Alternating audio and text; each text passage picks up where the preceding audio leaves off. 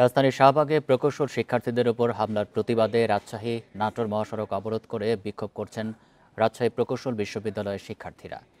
এ বিষয়ে আরও জানাতে রাজশাহী প্রকৌশল বিশ্ববিদ্যালয় থেকে যুক্ত হবেন সহকর্মী মুস্তাফিজুর রহমান। মুস্তাফিজুর, এই মুহূর্তে ক্যাম্পাসের পরিস্থিতি জানাবেন, শিক্ষার্থীরা কি বলছেন? আর এর আগে তো তালাইমারি মোড়ে রাস্তা অবরোধ করা হয়েছিল, সেখান থেকে কি শিক্ষার্থীরা সরে এসছে কিনা? প্রযুক্তি বিশ্ববিদ্যালয়ের যে শিক্ষার্থী তাদের যে আন্দোলন এটি আজকে নয়, এটি তারা দীর্ঘদিন ধরে আন্দোলন করে আসছে। মূলত তাদের যে 3টি দফা দাবি ছিল, এই দাবি নিয়ে তারা একাধিকবার রাস্তায় নেমেছে, রাস্তা ব্লক করেছে, তাদের দাবিগুলো তুলে ধরেছে। ঠিক রাস্তা ব্লক করেছে, তাদের দাবিগুলো তুলে ধরেছে।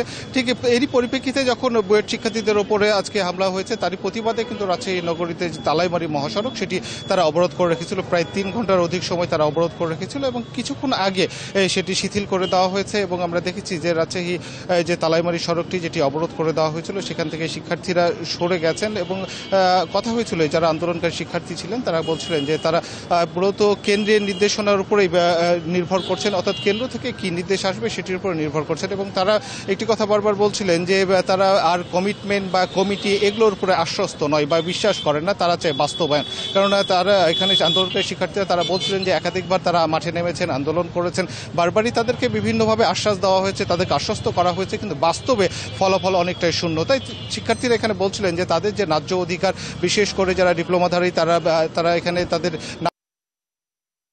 কিন্তু ছিল উল্লেখ করার মতো, এটি ছিল সেই সাথে যে কোটা ভিত্তিক যে নিয়োগের যে বিষয়টি রয়েছে এবং তাদের যে তারা এখান থেকে অধিকার বঞ্চিত হচ্ছে, এটি কিন্তু তারা বারবার বলছেন। এবং তারা বলছিলেন যে তাদের যে দাবিগুলো সেগুলো স্পষ্টভাবে তারা তুলে ধরছেন এবং তাদের এই দাবির যে যৌক্তিকতা সেটি কিন্তু তারা তুলে ধরছেন, কিন্তু কর্তৃপক্ষ নানা কারণে এটিকে অবজ্ঞা করছেন, এটি কিন্তু অভিযোগ করছিলেন আন্দোলনকারী শিক্ষার্থীরা। এবং তারা বলছিলেন যে তাদের অধিকার আদায়ে যখন রাজপথে নামা হয়েছে তখন তাদের উপরে যে হামলা হয়েছে, তাদের ভাইদের প্রতি যে হামলা হয়েছে, তাদের ভাইদেরকে যে আহত করা হয়েছে, এই বিষয়টিকে তারা কিন্তু তারই প্রতিবাদে আজকে রাস্তায় নেমেছে। এবং তারা বলছিলেন যে অধিকার আদায়ের জন্য রাজপথে নামলে যদি লাঞ্ছিত হতে হয়, তাহলে এই নতুন বাংলাদেশে এটি প্রত্যেকের এটি তাদের কাছে এটি কখনোই প্রত্যাশিত নয়, তারা বলছেন এটি অপ্রত্যাশিত। এবং তারা বলছিলেন যে তারা নতুন বাংলাদেশে কোনো বৈষম্য চাই না, তারা চাই যে প্রত্যেকের অধিকার নিয়ে চলুক বা বাঁচুক, এটি কিন্তু তাদের দাবি। এবং তারা বলছিলেন যে তাদের যে রাজশাহী থেকে জানাচ্ছেন সহকর্মী মুস্তাফিজুর রহমান।